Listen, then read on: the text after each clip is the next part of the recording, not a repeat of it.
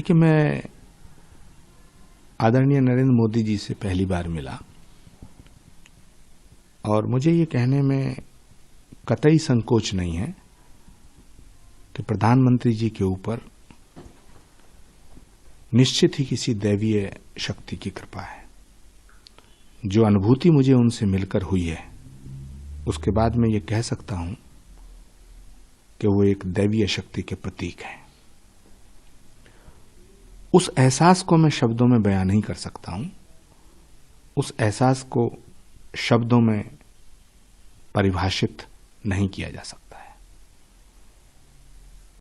गुरुजी, आपकी पहचान एक कांग्रेसी नेता के तौर पर होती है, किस तरीके से देखते हैं आप उसको फील्ड में? मेरी पहचान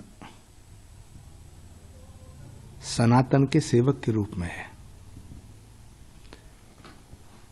मैं भारत के साथ हूं और सनातन के साथ हूं, और सनातन वो धर्म है जो सत्य है, जो शाश्वत है। कल आपकी मुलाकात प्रधानमंत्री जी से हुई, क्या कहेंगे उस पर? श्री कल्की धाम के शिलान्यास समारोह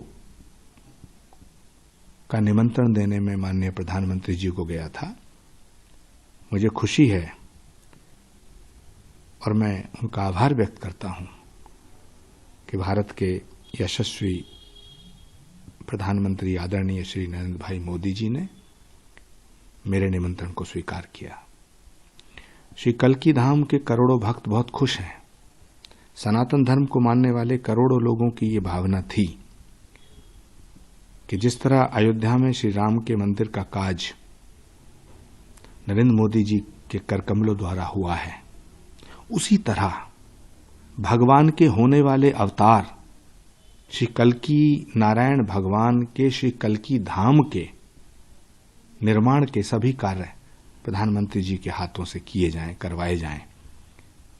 करोड़ों भक्तों की भावनाओं का सम्मान करते हुए प्रधानमंत्री जी ने इस निमंत्रण को स्वीकार किया है।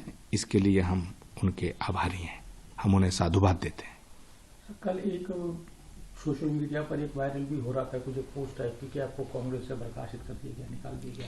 ये सवाल तो कांग्रेस से पूछो। लेकिन सर, आप इतने पुराने कांग्रेस नेता हैं और इस तरीके की ट्वीट आना, उसके बाद फिर उनकी तरफ से कोई रिएक्शन ना आना। मुझे इस पर कुछ नहीं कहना है। ये फैसला कांग्रेस को करना है, ये फैसला कांग्रेस नेतृत्व को करना है।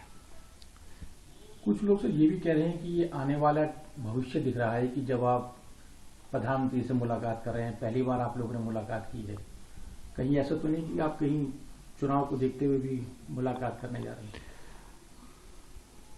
भारत के प्रधानमंत्री जी से मिलना कोई गुनाह नहीं है। प्रधानमंत्री जी को श्री कल्की धाम के शिलान्यास समारोह में आमंत्रित करना भी गुनाह नहीं है, और यदि ये गुनाह है तो मैं इस गुनाह की सजा भुगतने के लिए तैयार हूं। राहुल गांधी जी की यात्रा भी चल रही है, वहां से भी पश्चिम बंगाल में गठबंधन अभी साफ नहीं दिख रहा है, तो किस तरीके से देखते हैं इसको? आपकी आने वाले चुनाव में गठबंधन किस तरीके से काम करेगा चुनाव में? मैं आज इस पवित्र मौके पर, जहां हम सब लोग बड़े प्रसन्न हैं कि श्री कल्की धाम के मंदिर का शिलान्यास हो रहा है, माननीय प्रधानमंत्री जी ने हमारा निमंत्रण स्वीकार किया है, इतनी अच्छी अच्छी बातें, इतने अच्छे अच्छे पलों में किसी भी इस तरह की घटिया बात पर मैं चर्चा नहीं करना चाहता। जहां तक रहा गठबंधन का सवाल, तो उसका तो अंतिम संस्कार नीतीश कुमार ने पहले ही कर दिया। ज्ञानवापी मामले में भी अब वहां पे पूजा पाठ शुरू कर दिया गया है। मुस्लिम पक्ष एक तरफ इसका विरोध कर रहा है और वहीं दूसरी तरफ हिंदू पक्ष इस चीज को लेकर उत्साहित है कि वहां पर भगवान शिव की पूजा आराधना शुरू की जा रही है। देखिए, हमारे शास्त्रों में एक सूत्र आता है, प्रत्यक्षम किम प्रमाणम, यानी प्रत्यक्ष को प्रमाण की आवश्यकता नहीं होती है। और भारत एक बहुत बड़ा लोकतांत्रिक देश है, यहां एक न्यायपालिका है, न्यायपालिका पे भरोसा करना चाहिए। जो फैसला न्यायपालिका करेगी उसका हमें सम्मान करना चाहिए, परेशानी काहे की है? हेमंत सोरेन को भी लगातार ईडी का नोटिस, गिरफ्तारी, उठापटक शुरू हो गई है, तो इस तरीके की जो हरकतें हैं वो कैसे देखते हैं उसको आप आने वाले चुनाव में? अब कहीं लूट खसोट होगी तो एजेंसियां काम तो करेंगी। आदिवासी होने का मतलब ये नहीं है कि करोड़ों रुपए को लूट करके अपना घर बन लिया जाए। आदिवासी होने का मतलब ये है कि भगवान बिरसा मुंडा के सिद्धांतों पे चला जाए। आदिवासी होने का मतलब ये नहीं है कि आप करोड़ों रुपए लूटेंगे और ईडी आपके घर नहीं जाएगी। ये कैसी राजनीति है इस देश में? क्या हम भ्रष्टाचार का समर्थन करेंगे? क्या भ्रष्टाचार का समर्थन किया जा सकता है? तो आप मानते हैं कि सही कदम ईडी का कि उनकी गिरफ्तारी को लेकर और सरकार भी वहां बदलने जा रही है? मैं ये नहीं कहता ईडी सही है ईडी गलत है। मैं कहना चाहता हूं भ्रष्टाचार करना गलत है। और इस देश में अदालत है, कोर्ट है, न्यायपालिका है, उस पर फेथ कीजिएगा, उसका सम्मान कीजिएगा, भरोसा रखिएगा। अगर आप निर्दोष होंगे तो आप छूट जाएंगे। इसमें इतने हाय तौबा करने की क्या जरूरत है? लेकिन खामोखा जरा जरा सी बातों पे नरेंद्र मोदी को कोसते रहो, जरा जरा सी बातों पे ईडी को कोसो, जरा जरा सी बातों पे सीबीआई को कोसो।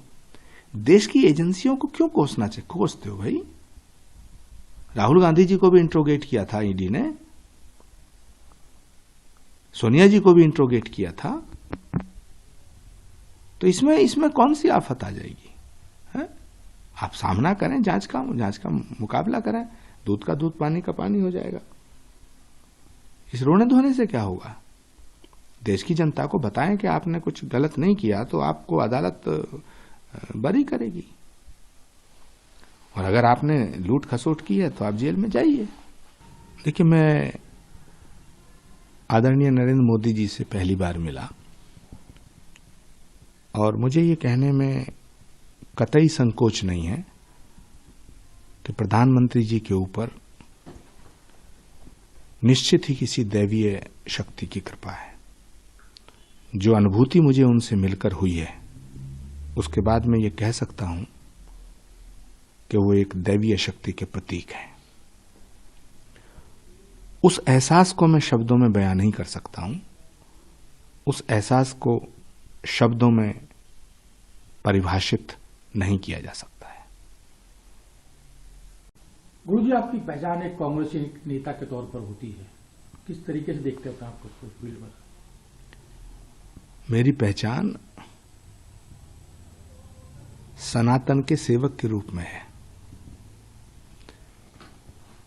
मैं भारत के साथ हूं और सनातन के साथ हूं, और सनातन वो धर्म है जो सत्य है, जो शाश्वत है। कल आपकी मुलाकात प्रधानमंत्री जी से हुई, क्या कहेंगे उसके लिए? श्री कल्की धाम के शिलान्यास समारोह का निमंत्रण देने में माननीय प्रधानमंत्री जी को गया था। मुझे खुशी है और मैं उनका आभार व्यक्त करता हूं कि भारत के यशस्वी प्रधानमंत्री आदरणीय श्री नरेंद्र भाई मोदी जी ने मेरे निमंत्रण को स्वीकार किया। श्री कल्की धाम के करोड़ों भक्त बहुत खुश हैं। सनातन धर्म को मानने वाले करोड़ों लोगों की ये भावना थी कि जिस तरह अयोध्या में श्री राम के मंदिर का काज नरेंद्र मोदी जी के करकमलों द्वारा हुआ है, उसी तरह भगवान के होने वाले अवतार श्री कल्की नारायण भगवान के श्री कल्की धाम के निर्माण के सभी कार्य प्रधानमंत्री जी के हाथों से किए जाएं, करवाए जाएं। करोड़ों भक्तों की भावनाओं